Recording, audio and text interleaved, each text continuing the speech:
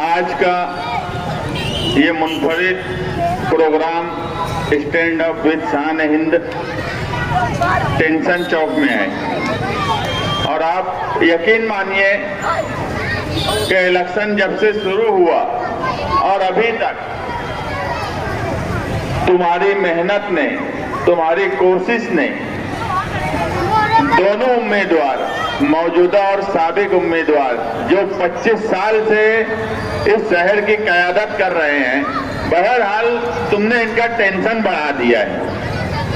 ये सच्चाई है कि आज आप देखेंगे तो तमाम ही लड़ने वाले उम्मीदवार ये सिर्फ और सिर्फ तुम्हारे उम्मीदवार, तुम्हारी पार्टी समाजवादी के उम्मीदवार शान हिंद की ही मुखालफत कर रहे हैं।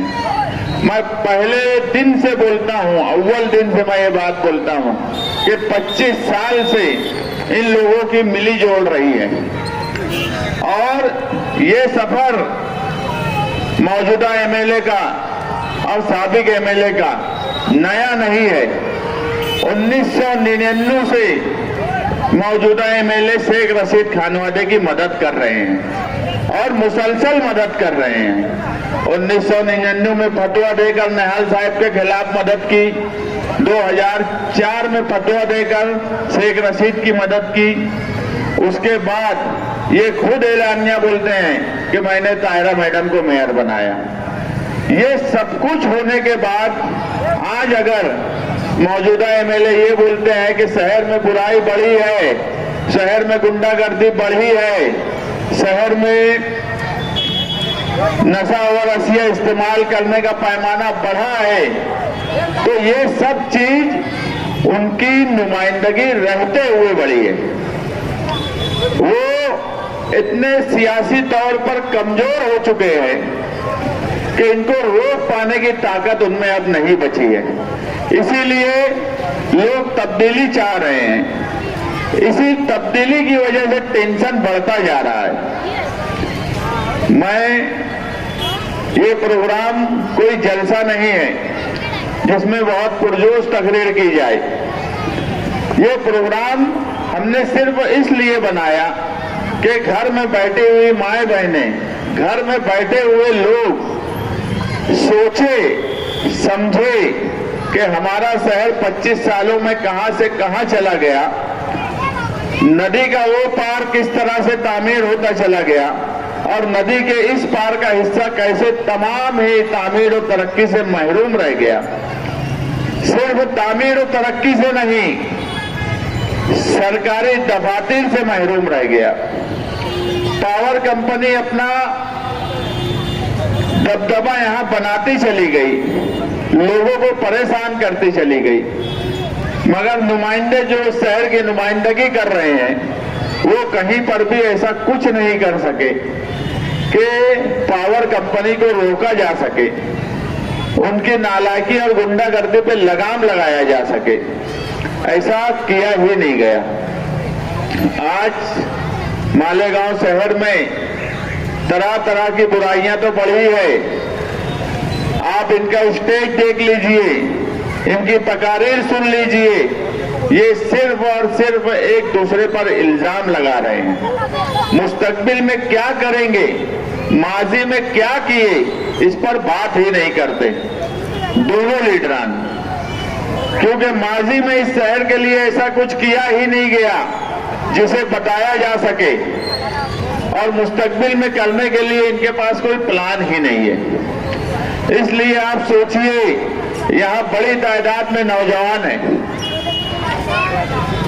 उन नौजवानों को रोजगार लगाने के लिए, नौकरी लगाने के लिए ऐसा कोई काम नहीं किया गया कि वो नौकरी पा सके।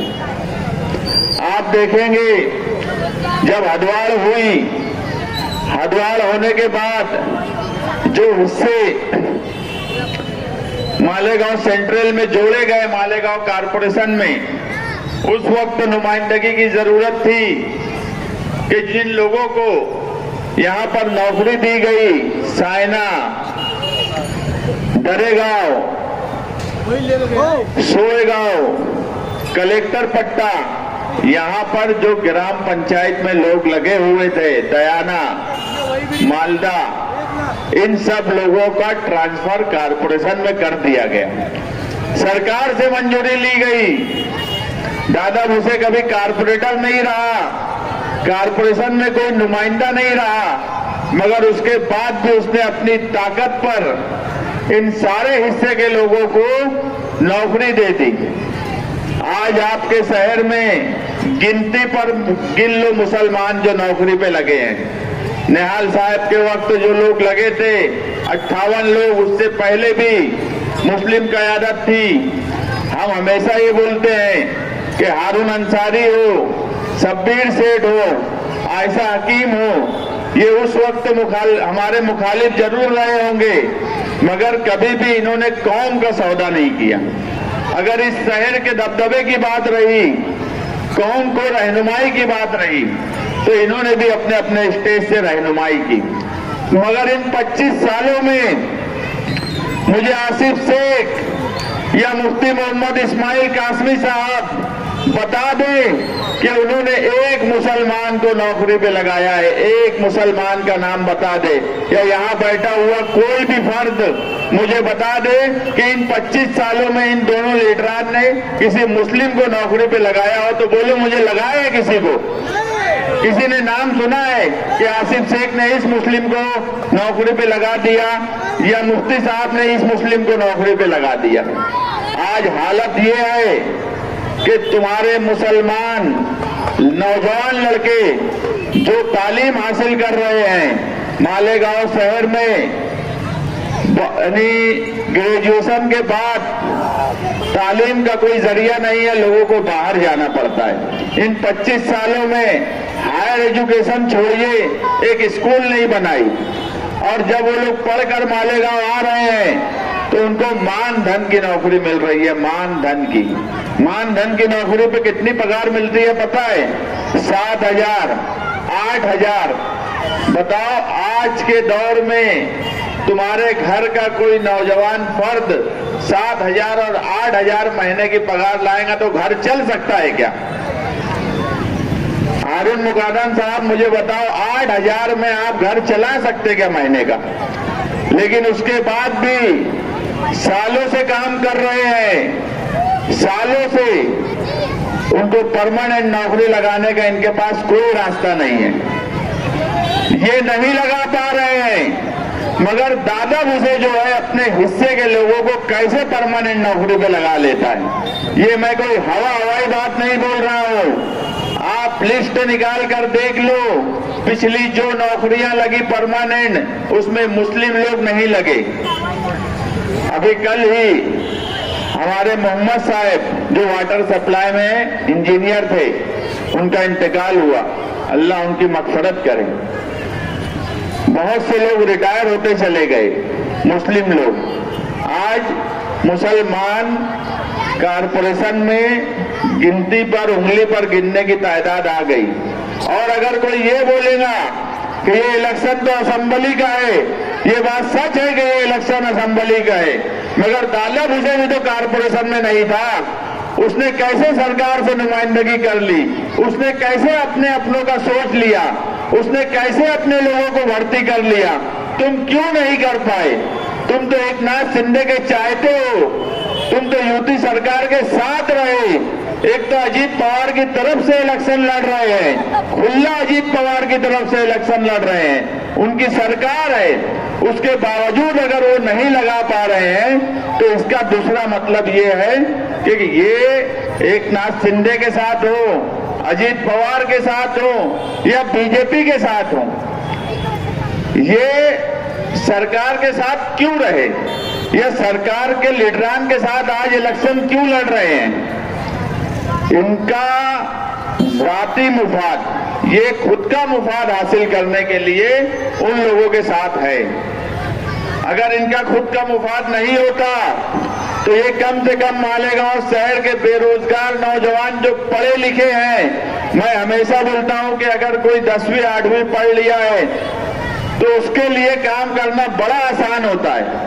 मगर कोई ग्रेजुएशन कर लेता है, उसके आगे की पढ़ाई कर लेता है, इंजीनियरिंग कर लेता है, मेडिकल की तालीम हासिल कर लेता है, तो उस लड़के के लिए काम करना बड़ा मुश्किल हो जाता है। हम अगर उसको बोलेंगे मेरा भाई अगर इंजीनियरिंग पढ़ लिया, तो मैं उसको बोल नहीं पाऊंगा कि भैया तू गाड़ी लगा ले, घोड़े की गाड़ी लगा ले, ठेला लगा ले।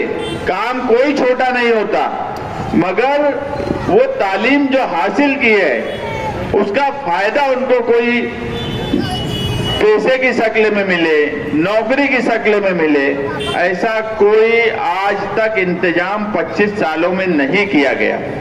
शहर के हालात आपके सामने हैं। हम आज भी रोड गटर की सियासत कर रहे हैं, ये हमारी भी मजबूरी है। हम आज भी यही बोलते हैं, हम जहां जाते हैं वहां लोग बोलते हैं कि रोड सही नहीं है, गटर सही नहीं है, पानी की निकासी नहीं होती। इसके पीछे एक ही वजह है कि वो इन बुनियादी सहूलियात से बाहर निकल ही नहीं पाए। आप अगर अखबार में बयानात देखेंगे तो कभी बोला जाता है कि 500 करोड़ आया, कभी बोला जाता है कि 600 करोड़ आया, कभी कभी तो बोला जाता है कि 1000 करोड़ आया। अगर आप सिर्फ अखबार और यूट्यूब की खबरें मौजूदा एमएलए और साबिक एमएलए की उठाकर देख लो तो हजारों करोड़ का काम ये गिना देते हैं। अगर ये हजारों करोड़ आया तो जमीन पर क्यों नहीं दिखता? या तो तुमने बदनवानी की है या फिर तुम शहर को झूठ बोल रहे हो। शहर के सामने लाओ कि क्या काम किए हो। अगर एगतपुरी में ब्रिज बन रहा है तो मौजूदा एमएलए बोलते हैं कि वो मेरा कारनामा है। बड़ी हंसी हो जाती है, मजाक लोग उड़ाते हैं, मगर किया क्या जाए। इनके लीडर जब आते हैं तो वो गिनती नहीं, मालेगांव शहर का एक काम नहीं बता पाते। उसकी वजह है कि कोई, मैं हमेशा बोलता हूं कि अगर आप एमएलए किसी को बना दिए तो वो घर पे जाके सो भी जाएगा तो भी उसको 5 करोड़ सालाना फंड उसके घर आकर मिल जाने वाला है, लेटर उसको मिल जाने वाला है। उसमें उसको कुछ करने की जरूरत नहीं है। और अगर आपको सिर्फ रोड और गटर बनाने के लिए इलेक्शन लड़ रहे हो या आप चाहते हो कि सिर्फ इस शहर में कोई आकर हमारी बारीक गली बना दे, बोल बना दे, तो मुझे लगता है 13 उम्मीदवार में से किसी को भी आप वोट दे दीजिए, वो ये काम कर लेगा। हम ये नहीं बोलेंगे कि ये काम हम ही कर सकते हैं। 13 उम्मीदवार में से किसी को भी आप वोट दे दीजिए, वो 5 करोड़ के फंड का काम कर देने वाला है। उसके लिए उसे कुछ करने की जरूरत नहीं है। अगर आपको लगता है कि आपको वोट सिर्फ इसलिए देना है कि रोजगार का कोई रास्ता निकले, तालीम का कोई रास्ता बने, मेडिकल हेल्थ अच्छी हो, तुम्हारा जो हक है नदी के इस पार का, वो हक कोई दिलवा सके, तो वो हक इन 13 उम्मीदवारों में अगर कोई दिलवा सकती है तो वो सिर्फ और सिर्फ एक ही उम्मीदवार है, शान-ए-हिंद निहाल अहमद। मैं फिर दोबारा बोलूंगा कि सिर्फ आपको सालाना 5 करोड़ का काम करवा के वाहवाही लूटना है तो 13 उम्मीदवार में से किसी को भी वोट दीजिए। मगर अगर इस शहर का दबदबा लाना है, अगर नदी के उस पार बेन चली गई, हमारी रात में माए बहनें वहां जाकर रात में 10-11 बजे से लाइन लगा रही है, और अगर यहाँ बैठा हुआ शख्स, घरों में बैठे हुई ख्वातीन, घरों में बैठे हुए मर्द, घरों में बैठे हुए नौजवान, दुकान में बैठे हुए जो नौजवान और फर्द हैं, अगर वो ये सोच रहे हैं कि वो हमारी वहां बहन नहीं थी, अगर मैं ये सोच रहा हूं कि वो मेरे घर की औरत नहीं थी, तो फिर ये समझ लो कि हमारा जमीर मर चुका है। मेरा भी जमीर मर चुका है, आपका भी जमीर मर चुका है। वो कौम की औरतें हैं, वो इस शहर की ख्वातीन हैं, वो इस शहर का विकार है। आप एक मर्तबा सोचिए कि रात भर अगर वो लाइन लगा रही हैं, और सिर्फ एक रात नहीं, कई रातें नदी के उस पार जाना पड़ा। और क्यों जाना पड़ा? सिर्फ इसलिए कि मालेगांव सेंट्रल में एक भी नेशनलाइज्ड बैंक नहीं है। जो लोग अपने मैनिफेस्टो में इलेक्शन के वक्त ऐलान करते हैं कि हम कई नेशनलाइज्ड बैंक लाएंगे। उन लोगों ने लाना तो छोड़ दीजिए, जो यहां पर थी उसको बचा ना सके। तुम्हारा करोड़ों का फंड नदी के उस पार चला गया तो उसको रोकने की ताकत नहीं थी। इस शहर में 25 सालों में कभी ऐसा नहीं हुआ कि गढ़ की यात्रा अगर जा रही है, हमने कभी यहां हमेशा ये बात बोलते हैं ये शहर मजहबी है मगर शिद्दत पसंद नहीं है। आज भी मालेगांव शहर का मुसलमान दस्तूर और संविधान के ही भरोसे चलता है। उसको कुछ लेना देना नहीं है हरे झंडे से, उसको कुछ लेना देना नहीं है इनके मजहबी बातों से जो सियासी स्टेज से करते हैं। मगर आप एक बार सोचिए कि ये सब बोलने वाले कब इन्होंने फिरका परस्तों के खिलाफ कोई ऐसा काम किया है जिससे ये बात साबित हो कि ये बड़े मजहबी हैं। अगर गढ़ की यात्रा में पथराव किया गया तो सबसे पहले मुखालफत हमने की। सिर्फ मुखालफत नहीं की, कोर्ट तक गए। जिनके सर पर दादा भूसे का हाथ था उनको 2 महीना जेल में भेजे, 2 महीना, सिर्फ इसलिए कि दोबारा उन्होंने हिम्मत नहीं करना चाहिए इस शहर पर आंख उठाने की। अगर वो ये समझ रहे थे कि अब निहाल अहमद नहीं है तो हम बताना चाहते थे कि इस शहर में आज भी निहाली सोच है, निहाली फिक्र है, निहाली लोग हैं। सिर्फ इस मकसद से कोर्ट गए थे। हमारे पास कोई पावर और ताकत सियासी तौर पे नहीं थी, ना हम इस शहर की क़यादत कर रहे थे। अगर एमएचजी ग्राउंड पर मुसलमान लड़कों को क्रिकेट खेलने के लिए मना किया गया तो वो लड़के एमएलए और साबिक एमएलए के पास नहीं गए, वो शान हिंद के पास आए और ये वहां जाकर क्रिकेट खेलकर ये बताए कि ये क्रिकेट यहीं खेलेंगे, ये ईदगाह पर हमारा हक है। हमको वो भी जरूरत नहीं थी कि क्रिकेट वहां नहीं खेलेंगे तो और कहीं खेल सकते थे। बोलने वालों ने ये भी उनको फोन कर बोला, मौजूदा एमएलए ने बोला कि आप अगर वहां नहीं खेलने दे रहे हो तो एमआईडीसी के ग्राउंड पर जाकर खेल लो। सवाल क्रिकेट खेलने का नहीं था, सवाल अपने हक का था कि ईदगाह ग्राउंड हमारा है, उस पर हमारा हक है। अगर आप भी वहां कुछ खेल रहे हो वॉलीबॉल और बास्केटबॉल तो हमारा भी हक है कि हमारे बच्चे वहां क्रिकेट खेलेंगे और आज भी खेलेंगे और इंशाअल्लाह हमेशा खेलते रहेंगे। ये हक दिलाने के लिए हम गए थे। अगर शिवाजी मुजस्समे के पास कोई ये बोलता है कि हम भगवा झंडा लेकर आएंगे 15 अगस्त को, तो ये दस्तूर की ही ताकत थी कि हम तिरंगा झंडा लेकर आए तो उनको सटाना रोड से वापस जाना पड़ा। ये ताकत हम बताना चाहते थे कि ये शहर हमारा है, हमारा दबदबा है यहाँ पर, सिर्फ ये बताना हमारा मकसद था। अगर सिविल हॉस्पिटल का पूरा स्टाफ और पूरा यूनिट ट्रांसफर होने वाला था तो शिवाजी मुजस्समे के पास धरना देने का एक ही मकसद था कि इनको वो हॉस्पिटल नहीं जाना चाहिए और कोई हिंदू तंजीम आकर बोलेंगे कि माँ का दूध पिया है तो आकर बता, तो उसको बताने हम ये गए थे कि इस शहर के मुसलमानों ने माँ का दूध ही पिया है, सिर्फ ये बताने के लिए गए थे। मुस्तकिम डिग्निटी के वहां जाने नहीं जाने से मेरी कौन सी इज्जत और बेइज्जती हो जाने वाली थी, मगर जब शहर और कौम की इज्जत और बेइज्जती की बात आए तो फिर ना हम पहले जेल जाने से डरे हैं ना हम आज जेल जाने से डरते हैं।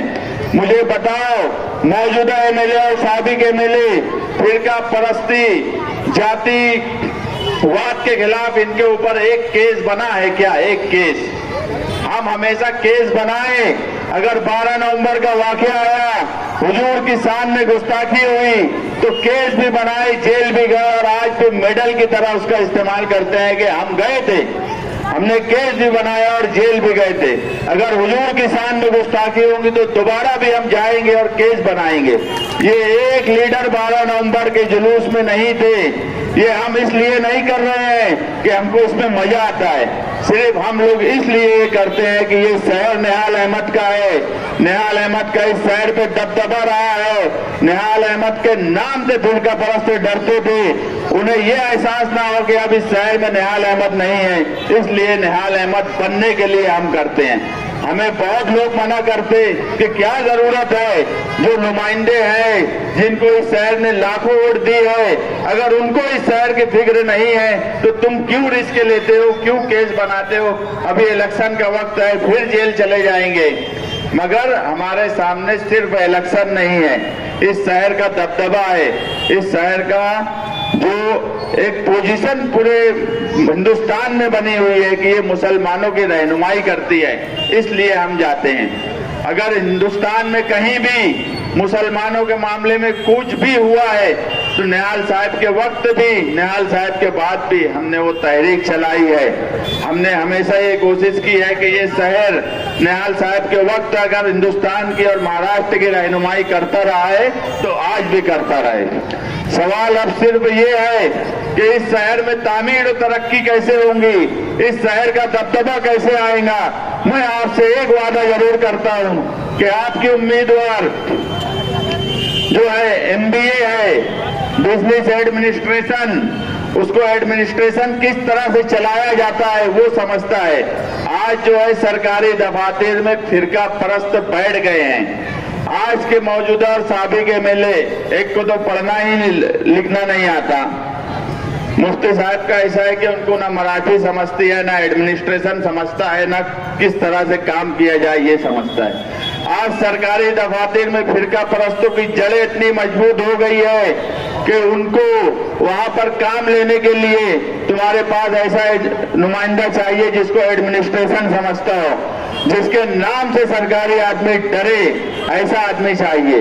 तुम्हें ऐसा नुमाइंदा चाहिए जो LLB है, जिसको कानून समझता है। अगर वो जेल से निकालना जानती है तो इस शहर और समाज के लिए अगर कोई नालायक है या नालायकी करता है तो उसको जेल भिजवाने की भी ताकत रखती हो। तुमको ऐसा नुमाइंदा चाहिए, तुमको ऐसा नुमाइंदा चाहिए जिसको सियासी समझ हो, जिसको मुस्तकबिल का समझे कि अगर आज हम जहां खड़े हैं आज 2024 में, तो 2024 में क्या होने वाला है और 2029 में क्या किया जाए इस शहर के लिए।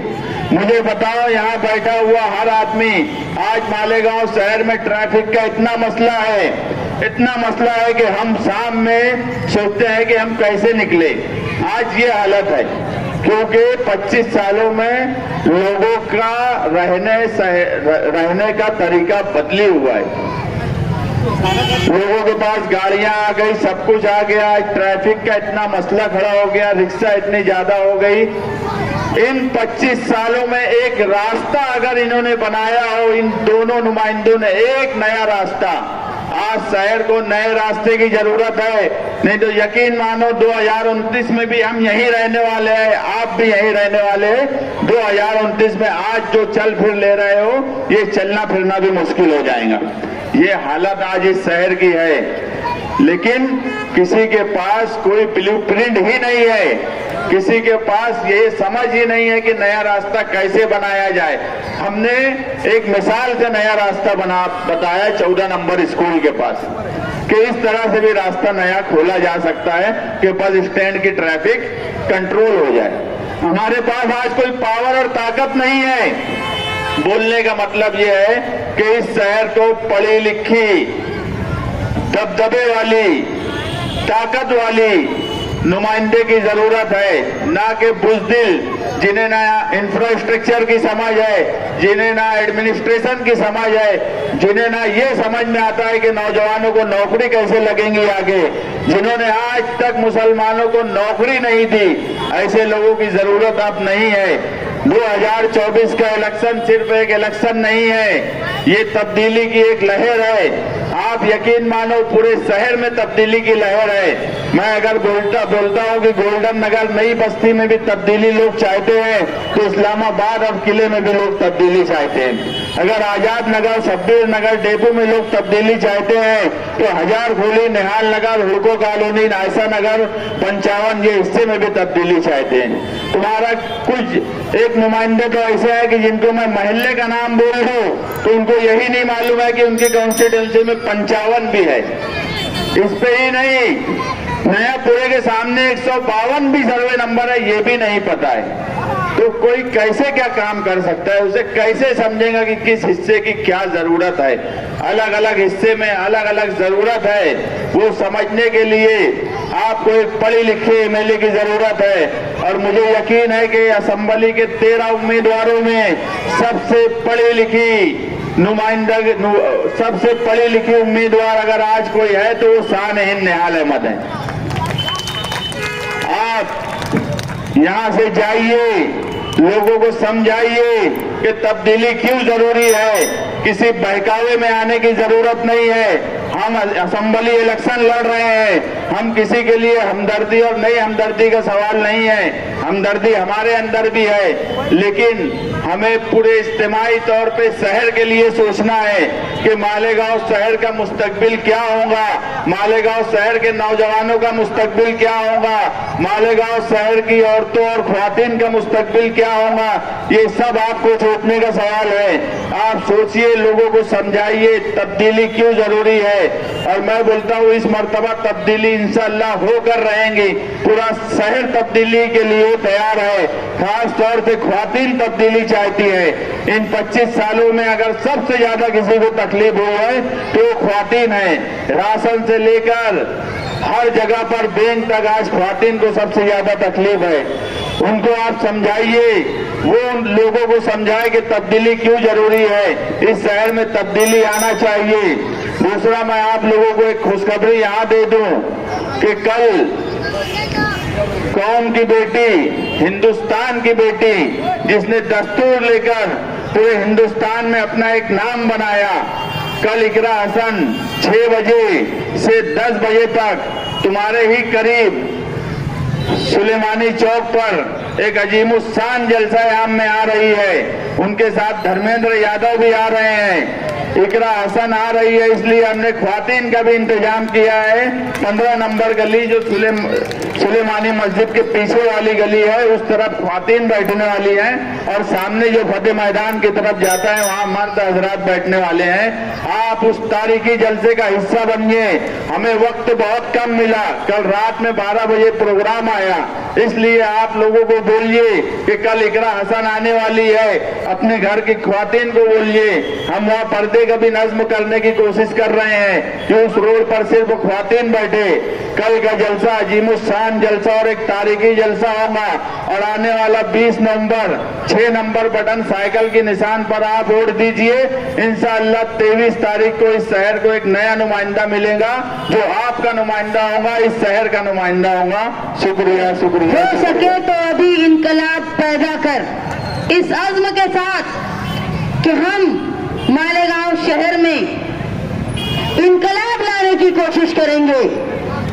1999 के बाद से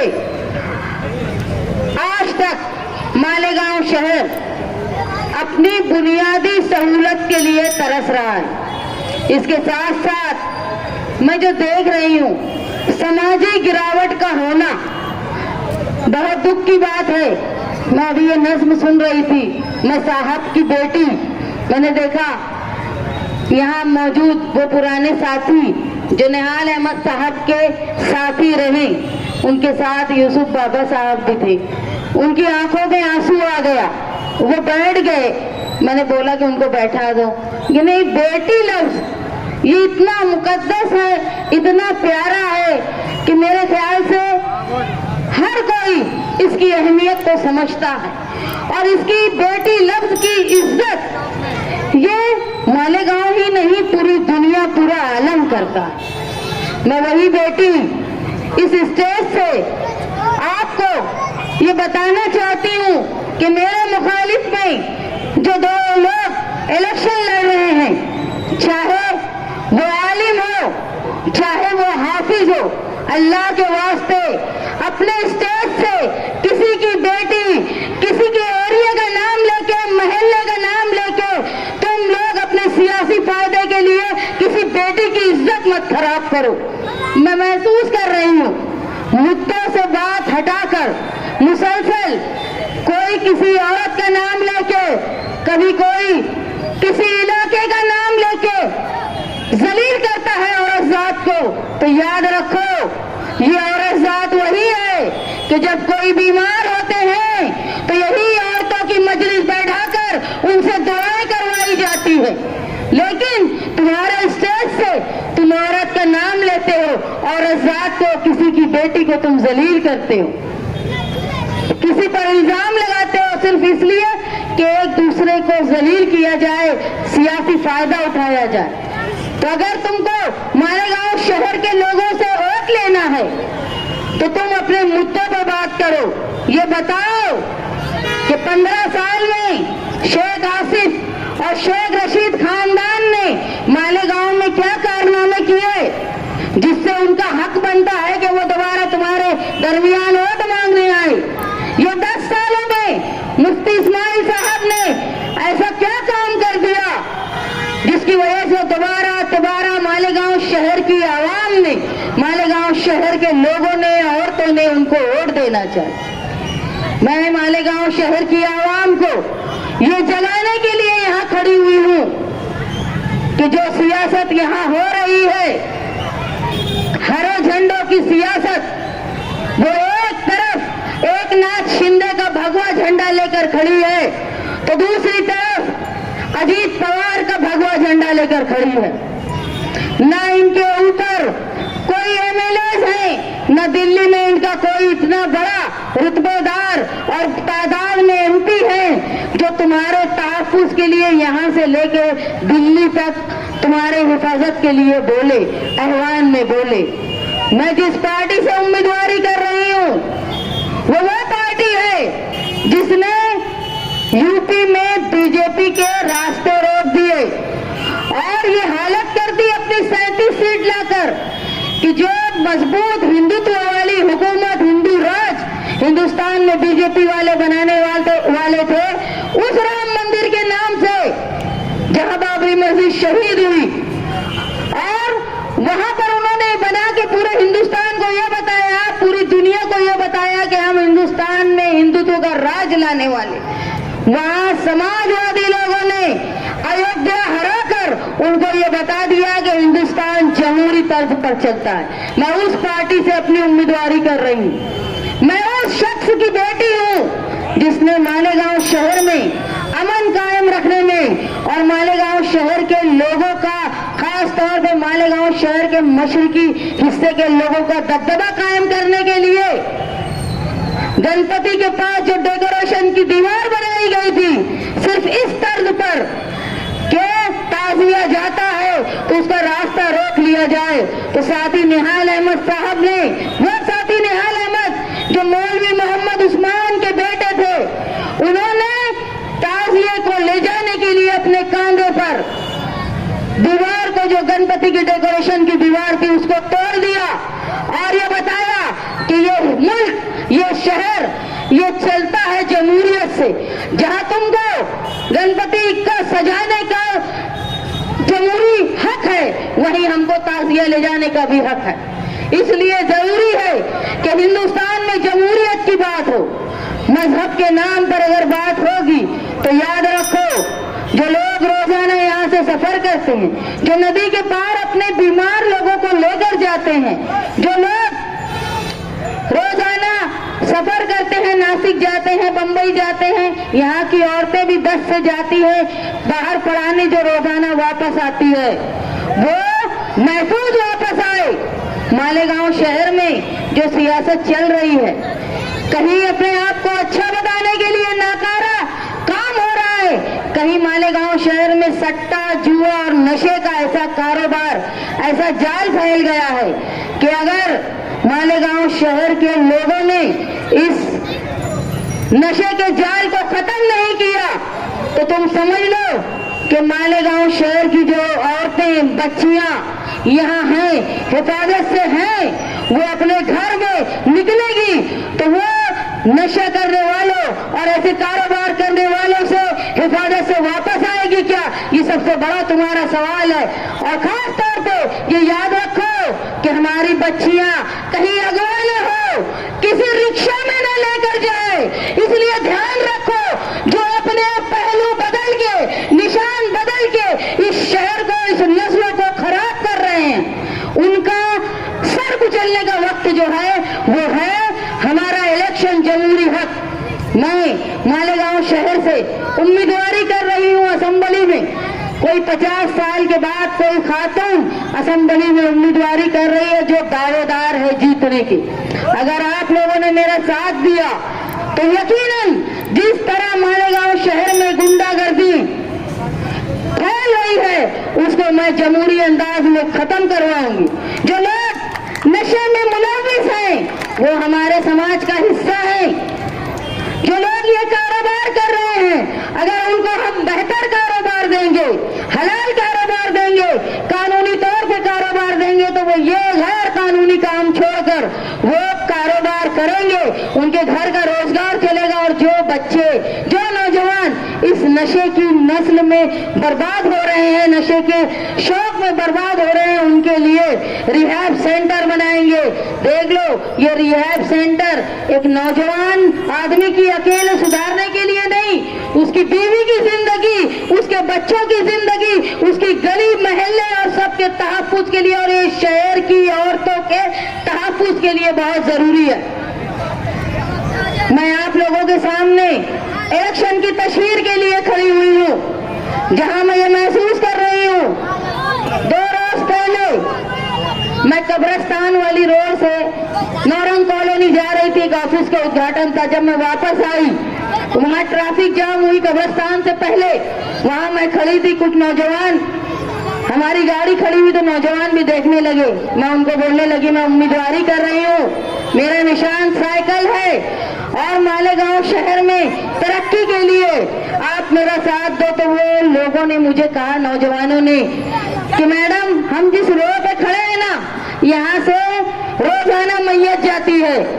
जो शहर का हाल है, जिंदा तो जिंदा, यहाँ मुर्दा भी चैन से कब्रिस्तान नहीं पहुंच पाता, ये हम महसूस कर रहे हैं। इसीलिए आप हमको ये वोट की अपील मत करो। हमने खुद ये तय कर लिया है कि मालेगांव शहर में जब जनाजा जा रहा है बड़ी कब्रिस्तान में, बारिश होती है, कीचड़ जमा होता है, उस वक्त ये नहीं समझता जनाजा ले जाने वालों को कि हम पानी रख रहे हैं, पानी में पैर रख रहे हैं तो वहां गड़ा है कि सिर्फ पानी है। मैयत डोल जाती है, हिल जाती है, तो सोचो जिस घर की मैयत होती है, जिसका बाप, जिसका बेटा, जिसका भाई, जिसकी माँ, वो उनकी क्या हालत होती होगी कि कहीं मैयत गिर ना जाए। ये नौबत मालेगांव शहर में आ गई।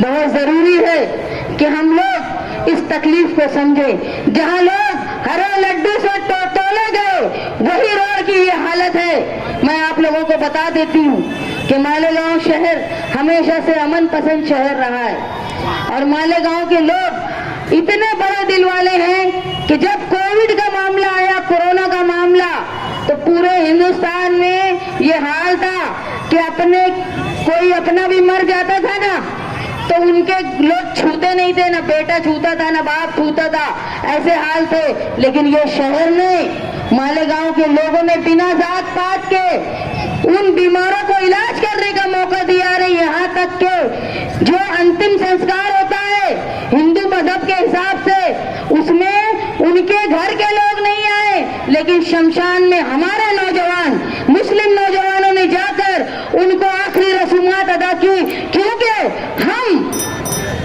जिंदे के साथ साथ मुर्दे का भी एहतराम जानते हैं। लेकिन बड़ी मुश्किल इस बात की है, बहुत दुख की बात है कि हमारे यहाँ जब जनाजा जाता है तो उसका एहतराम, उसका तकद्दुस कायम रहे, ये एक सवाल होता है। मैं मालेगांव शहर की आवाम से दरख्वास्त करती हूँ कि इलेक्शन मुद्दों पे होना चाहिए, ऐसा कि ये तुम क्या करके आए हो इतने सालों में, ये बताओ। 10 साल तुम रहे, 15 साल दूसरे लोग रहे, वो किस मुद्दों पे इलेक्शन लड़ रहे हैं ये बताओ। मैं आप लोगों के सामने वो बातें बताने आई हूँ जिस बिना पर मैं इलेक्शन लड़ रही हूँ। सबसे पहले तो मालेगांव शहर में जो तालीमी निजाम सबसे खराब है, सबसे खराब इसलिए है कि जो हमारी प्राइमरी स्कूलें हैं उसको नशे, सट्टे और जुए का अड्डा बना दिया गया है। पूरी धीरे धीरे हमारी स्कूलें तोड़ दी गई, वरना चंद साल पहले वहीं से डॉक्टर, वकील पढ़कर जाते थे प्राइमरी स्कूल से। उसके निजाम को बिल्कुल खत्म कर दिया गया है। उसकी वजह यह है, मैं जो महसूस करती हूँ कि उस जगह को ये अपने नशा रखने का गोडाउन बनाते हैं, और पुलिस जो है वो वहां नहीं जा पाती क्योंकि वो सरकारी जगह होती है, इसलिए उसको नशे का अड्डा बना दिया गया। सबसे पहले ये नशे के अड्डे जो कारपोरेशन की जगह है जिसपे लोग गैर कानूनी तौर पे कब्जा करके रखे हैं, उसको स्कूल दोबारा पायदार बनवा के, ताकि गरीब के बच्चे भी तालीम हासिल कर पाए। आज लोग बच्चे इसलिए तालीम गरीब की नहीं हासिल कर पाते कि महंगी स्कूल का डोनेशन नहीं है। प्राइमरी स्कूल का भी ये निजाम हो जाए जिस तरह रईस शेख ने बनाया है कि गरीब का बच्चा भी, जो हमारे यहाँ आज पहली से 7वीं तक का निजाम है, उस निजाम को 10वीं तक का करवा दें की कोशिश मैं करूंगी। ये आपसे मैं वादा करती हूँ। मैं इलाकों में घूम रही हूँ, देख रही हूँ मामूली पैसे पे औरतें घर में रोजगार करती हैं, कहीं गोंद चुनती हैं, कहीं इमली फोड़ती हैं, कहीं नक काटती हैं, तो कहीं टोपी बनाने का काम करती हैं। और बहुत सारे इलाकों में तो लोग औरतें प्याज छीलने के लिए भी मार्केट में जाती हैं। तो आप ये समझ लो बहुत मामूली पैसे पे वो रोजगार करती हैं। मैं आप लोगों से इस बात का वादा करती हूँ, खास तौर पे वो खवातीन जो मेरी आवाज सुन रही है अपने घरों में, कि हुकूमत की पॉलिसी के मुताबिक आपको घर बैठे रोजगार मिले, ऐसा रोजगार जिसमें मेहनत के हिसाब से आपको पैसा मिले, ताकि आप इज्जत से अपने घर में बच्चों की कफालत कर पाए। ये कोशिश मैं करूंगी। मालेगांव शहर में बस्तियां बसाना और बचाना ये सिर्फ निहाली और सोशलिस्ट लोगों ने किया है। मैं देख रही हूँ मेरे सामने वो पुराने लोग बैठे हैं जो मालेगांव शहर की बस्तियां बसाने में बड़ा किरदार अदा किए थे। निहाल साहब के बाद आज तक किसी ने एक बस्ती नहीं बसाई। मैं आप लोगों से ये वादा करती हूँ, चाहे वो बस्ती बसी हुई हो या जो ओपन जो जगह है जहां लेआउट बिन खेती नहीं है, हुकूमत की तरफ से लोगों को अपना घर का मालिक बनवा के, 7 बारे का उतारे का मालिक बनवा के तहफ्फुज़ से रहे, ताकि कोई 2 कौड़ी का एमएलए बीजेपी का आकर यहाँ ये न बोले कि यहाँ लैंड जिहाद होता है और हमारे घर पे बुलडोजर न चल जाए। इसके लिए आपके 7 बारे का उतारे का आप मालिक बने, ये मैं कोशिश करूंगी। मालेगांव शहर में आज मैं देखती हूँ कि कई सैकड़ों लोग ऐसे हैं जो किराए के घर में रहते हैं और अपने खानदान की कफालत करते हैं। मामूली से मजदूर रहने के बाद वो घर की कफालत करना, किराया देना और अपने बच्चों को तालीम देना, ये बड़ा मुश्किल काम होता है। हुकूमत की पॉलिसी के मुताबिक हम कोई ऐसी जगह गवर्नमेंट से लेके मुख्तस करके लोगों को हाई परचेज से जगह देंगे कि जो बेघर लोग हैं, जो किराए के घरों में रहते हैं, उनको घर का मालिक बना दिया जाए, ताकि वो उनकी छत जो है वो मुस्तकिल हो जाए। और जो बेवा तलाकशुदा औरतें अकेले अपनी जिंदगी गुजारती हैं किराए के घर में, वो घर की मालकिन होके अपनी बच्चियों को इज्जत से घर में रख पाए, ये कोशिश मैं करूंगी। आज आप देखते हैं परेशान है लोग, पीला कार्ड नहीं बनता। साथी निहाल अहमद साहब ने मालेगांव शहर में 42,000 पीले कार्ड बनवाए। साथी निहाल अहमद साहब के बाद किसी एमएलए की ये ताकत नहीं थी कि इतने बड़े पैमाने पर किसी मुफलिस, गरीब और मुस्तहिक का पीला कार्ड बनवा पाए। और पर उसके बरखिलाफ जो केसरी कार्ड पर लोगों को अनाज मिलता था, वो अनाज भी बंद हो गया। मैं आपसे इस बात का वादा करती हूँ, जिस तरह देही इलाकों में केसरी कार्ड पर गेहूं, चावल, शक्कर, तेल वो मिलता है, वैसे ही साथी निहाल अहमद साहब के दौर में जिस तरह मिला करता था, उसको वापस बहाल करके मालेगांव शहर में जो एक जेरोक्स के काम आता है राशन कार्ड, उस पे अनाज मिले, केसरी कार्ड, ये कोशिश मैं करूंगी। मालेगांव शहर में आज आप देखेंगे नौजवान जो पावर लूम में कारोबार के अलावा दूसरा काम करना चाहते हैं, दूसरी नौकरी करना चाहते हैं, लेकिन उनको रोजगार का मौका नहीं है। न यहाँ कोई फैक्ट्री है, न कोई इंडस्ट्री है। उन लोगों के लिए अखिलेश यादव से बोलकर, अखिलेश यादव ने उनके खुद के जिले सैफई जिले में 13 ऐसे प्रोजेक्ट डाले और पूरे यूपी में 632 प्रोजेक्ट उन्होंने ऐसे डाले जहां पर जो लोग मजदूर थे इधर उधर जाते थे, कहीं बंबई में, कहीं दूसरी कलकत्ता में रोजगार करने के लिए, तो 632 प्रोजेक्ट उन्होंने डाले ताकि लोग जो है मजदूरी अपने शहर में करे। और याद रखो, तुम्हारे ही पास इतनी बड़ी ताकत है, जितनी बड़ी समाजवादियों की ताकत है वो तुम्हारे पास है। तुम्हारे सामने जो दो नुमाइंदे हैं, एक तो आजाद हैं, पल्लू पकड़ के बैठे हैं अजीत पवार का, और दूसरे जो है वो शिंदे से मोहब्बत करते हैं, ये आप लोग जानते हो। सिर्फ अखिलेश यादव ही एक ऐसे लीडर हैं जो तुम्हारे शहर में प्रोजेक्ट लाने में मदद करेंगे, जो लोग बंबई में, पूना में, इचल करंजी में मजदूरी करने जाते और अपने घर में मैयत में वो नहीं आ पाते, रात रात भर मैयत उनके लिए रुकी रहती, वो दोबारा अपने शहर में इज्जत से रोजगार करे, कंपनी में मजदूरी करे, मैनेजरी करे, ऐसा मैं काम करूंगी, इस बात का मैं आपसे वादा करती हूँ। मालेगांव शहर में आप देखेंगे पानी का निजाम इतना खराब है कि दिन दिन भर औरतें, जिस दिन नल आता है, एक तो नल आता है 2 दिन के बाद, हमारा डैम खुद का होते हुए आज दूसरे अपनी सियासी ताकत के लिए, मेयर बनने के लिए मालेगांव शहर का पानी बेच दिए। और आज जो मुफ्ती साहब के साथ स्टेज पे बैठे हैं इस्लामाबाद वाले, वो उसमें सूचक और अनुमोदक थे, दोनों इसमें शामिल है पानी बेचने में। तो आज मालेगांव शहर की औरतें दिन दिन भर इस बात के लिए परेशान रहती है कि नल कब आएगा, क्योंकि वक्त फिक्स नहीं है, कहीं उनको शादी में जाना हो, मैयत में जाना हो, वो परेशान रहती।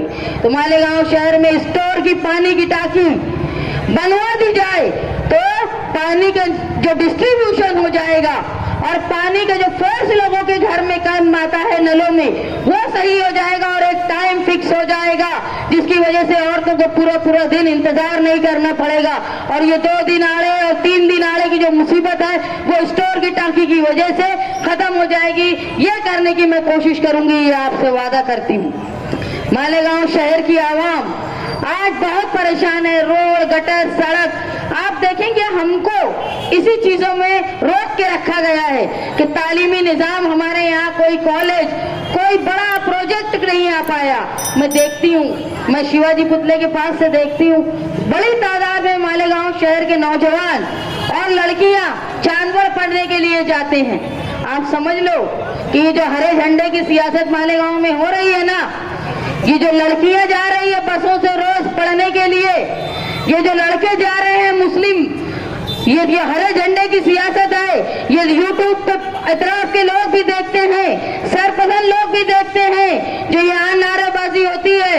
ऐसा ना हो कि तुम्हारी सियासी फायदा उठाने के लिए जो तुम मजहबी बातें कर रहे हो, इसकी वजह से इन बच्चियों पर कोई इज्जत का हमला हो जाए, वो बच्चों पर जो लड़के जा रहे हैं उनके ऊपर कोई मॉब लिंचिंग हो जाए। ये जो लानत है सियासत में मजहब की, इसको खत्म करो।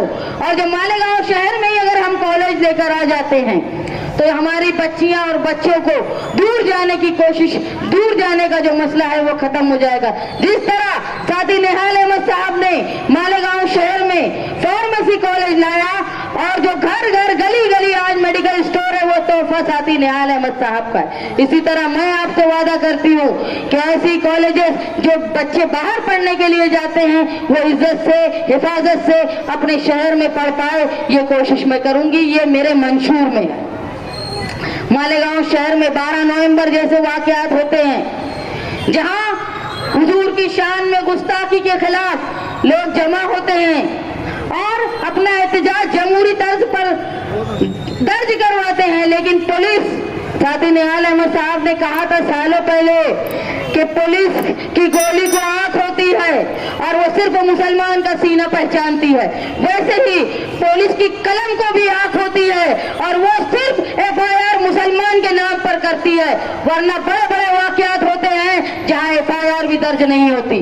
तो जो पुलिस की आज गुंडागर्दी है कि मामूली 2 घरों में अगर लड़ाई होती है, दोनों के बीच में कंप्रोमाइज भी हो जाता है, दोनों पार्टी जाके पुलिस स्टेशन में बोलती हैं कि हमको हमारा मामला जो है वो खत्म हो गया, तब भी पुलिस उनको परेशान करती है। इसलिए क्योंकि सियासी नुमाइंदे का इस पर पुलिस डिपार्टमेंट पर दबदबा नहीं है। दूसरा ये कि कहीं ना कहीं इनके जो पुलिस के दलाल वही हैं जो किसी पार्टी से ताल्लुक रखते हैं। मैं साथी निहाल अहमद साहब की तरह पुलिस पर दबदबा कायम करने की कोशिश करूंगी। देखो, पुलिस सिर्फ डरती है उससे जो कानून समझता है। अगर पुलिस कोई गैर कानूनी काम करती है और हम उनको बता दें कि तुम ये गैर कानूनी काम कर रहे हो और हम ये नहीं होने देंगे, तो पुलिस डर जाती है। कैसे? इसकी एक सबसे बड़ी मिसाल है, शिवाजी पुतले पे जब हम लोगों ने धरना किया तो पुलिस ने इजाजत दी, क्योंकि हमने उनको मालूम था इनको कायदा समझता है, हम इनका धरना कैंसिल नहीं करवा सकते। जब हमने पुलिस को कहा कि हम हार जब पहनाने जाएंगे तो पुलिस हमको इनकार करती रही, तो मैं जाकर लड़ी और वो बोली किस कानून से तुम हमको शिवाजी के पुतले पे हार पहनाने की इजाजत नहीं देते। तो वो लोग डर गए और मजबूरन वही जहां आरएसएस के लोग खड़े थे, पुलिस वालों ने उनको डंडे से रोका और हमको जाने दिया, इस शहर के लोगों को जाने दिया, क्योंकि तुम्हारे पास कानून की समझ थी। कानून जिसको समझता है तो कानून तोड़ने वाला उससे डरता है कि इसको कानून समझता है। तो इस शहर में ऐसे नुमाइंदे की जरूरत है जो इस शहर के दबदबे को वापस लाए, ताकि हमारे शहर के लोग जो पुलिस के जुल्म से गैर कानूनी तरीके से परेशान किए जाते हैं, उसको बचाने की ताकत मुझ में है। मैंने LLB किया है, मैं कानून जानती हूँ, मैंने MBA किया है, मैं बिजनेस का एडमिनिस्ट्रेशन भी जानती हूँ, सियासत मैंने मेरे वालिद से सीखी है और हिम्मत, बहादुरी ये मेरे खून में है। मैं निहाल अहमद की बेटी। आपसे मैं दरख्वास्त करती हूँ इस शहर के बेहतर मुस्तकबिल के लिए आप मेरा साथ दें। आज नलपट्टी, घर पट्टी इतनी ज्यादा बढ़ गई है। देखो, औरत जो है वो सबसे ज्यादा परेशान होती है, क्योंकि औरत को आदमी जो कमाई लाता है ना, उससे घर भी चलाना रहता है, उससे बीमारी अगर कोई आ जाती है तो हॉस्पिटल का दवा का खर्चा भी निकालना होता है। अगर शादी गली में कुछ हो तो दूसरे के बच्चे नए कपड़े पहनेंगे तो माँ का दिल बोलता है मेरे बच्चे भी नए कपड़े पहनना चाहिए, तो वो उस चीज के लिए भी पैसे बचा के रखती है। कहीं अपने रिश्तेदारी में शादी हो तो उस वक्त भी अपने बच्चों को वो अच्छे कपड़े पहनाए, ऐसा काम करती। तो ये घर पट्टी, नल पट्टी और पावर बिल जो इतना ज्यादा हो गया है, जिससे लोगों का बजट दरहम बरहम हो गया है, तो ये पावर की जो मस्ती है उसको रोकने के लिए इनको कानून से इनको बताना पड़ेगा, जो कंपनी है, कि तुम गैर कानूनी काम कर रहे हो, लोगों को परेशान कर रहे हो, ज्यादा बिल ला रहे। इसलिए जरूरी है कि तालीम याफ्ता, समझदार और जो जानती हो कि कैसे अपने शहर को बचाया जाए, इस जज्बे के साथ खड़े हुए उम्मीदवार का साथ देना चाहिए। मैंने अपने इलेक्शनी तशहीर और मेरी जो इलेक्शन की जो मेरी सोच थी, मेरे आज़म थे, मैंने आपके सामने रख दिया। मैं साथी निहाल अहमद की बेटी, उनके इंतकाल के बाद, बुलंद इकबाल के इंतकाल के बाद औरत होके इतनी हिम्मत कर रही हूँ गुंडागर्दी के माहौल में कि मुझे इस बात का यकीन है कि मैं औरत हूँ, अकेली हूँ, लेकिन निहाली सोच और ये शहर मेरा साथ देगा। वो माएँ बहनें जो घरों में बैठी हैं वो मेरी बात सुन रही हैं, वो ये बात को समझेंगी कि एक औरत होकर मैं इतनी हिम्मत कर रही हूँ तो औरत ने औरत का साथ देना चाहिए। इस शहर के बुजुर्गों ने और नौजवानों ने ये सोचना चाहिए कि मेरा साथ दे, मेरा हौसला बढ़ाए। मेरा निशान साइकिल है, वही साइकिल जो साथी निहाल अहमद साहब चलाया करते थे, और मेरा बटन नंबर जो मशीन में है साइकिल का वो 6 नंबर बटन है। 6 नंबर बटन दबाकर मालेगांव शहर से ये ऐसे फिरका परस्तों का छक्का छुड़ा दो, ये मैं आपसे कर मोहतरम हजरात। और घरों में जहां मेरी आवाज पहुंच रही है, वो माएँ बहनें जिस तरह मैं हिम्मत करके आज इलेक्शन में औरत होकर उम्मीदवारी कर रही हूँ, उसी तरह जब यूपी के कैराना में नाहिद हसन जेल में गए तो उनकी बहन उनके लिए लड़ने आई और उस बहन ने मुकाबला किया बीजेपी के लोगों से, भाई जेल में रहे और आज वो MP बन गई है। एक औरत इकरा हसन वो मालेगांव शहर तशरीफ ला रही है। मेरी इस शहर की माँ बहनों से, बुजुर्गों से ये दरख्वास्त है कि एक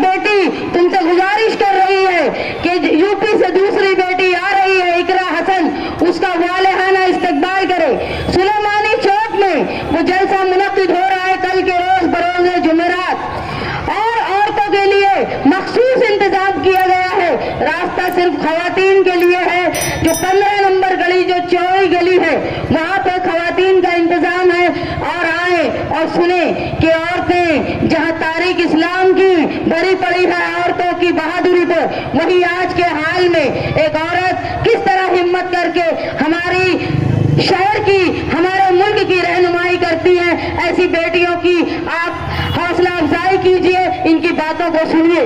कल मैं दरख्वास्त करती हूँ तमाम लोगों से, खवातीन से बिलखुसूस कि इकरा हसन की बातें सुनने, ताकि आगे वक्त में जाके हमारे शहर में हमारी गलियों में कई इकरा हसन पैदा हो। इसलिए उनकी बातें सुनने आप यहाँ आए, उनका हौसला बढ़ाए। जुमेरात के रोज कल के रोज सुलेमानी चौक पर हमारा जलसा होगा। 15 नंबर गली में खवातीन का इंतजाम होगा। और आप लोगों को मैं इस बात की दावत देती हूँ कि जो लोग हिम्मत करके जुल्म के खिलाफ और बर्बरियत के खिलाफ जो औरतें उठती हैं और वो अपने समाज को हिफाजत करने के लिए खड़ी होती हैं, उनकी हौसला अफजाई के लिए आप लोग कल तशरीफ लाए। 6 बजे से 10 बजे तक जलसा होगा।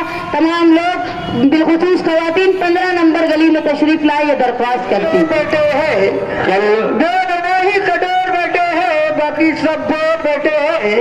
शान भाई तबीयत पत्ती शोर बेटे हैं।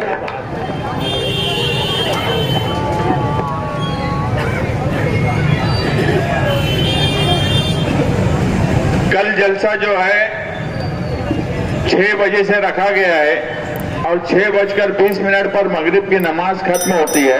इंशाअल्लाह 6:20 पर जलसा शुरू कर दिया जाएगा, क्योंकि बाहर से जहां इकरा हसन आ रही है वहीं आजमगढ़ के तेज और तर्रार धर्मेंद्र यादव भी उनके साथ आ रहे हैं और आजमगढ़ के एमएलए भी उनके साथ आ रहे हैं। इसलिए जलसा 6:20 पर शुरू कर दिया जाएगा। वक्त का ख्याल रखिए, आप अपने साथियों के साथ आइए। इकरा हसन का ऐसा तारीखी जलसा कीजिए कि मालेगांव शहर में एक तारीख बन जाए, एक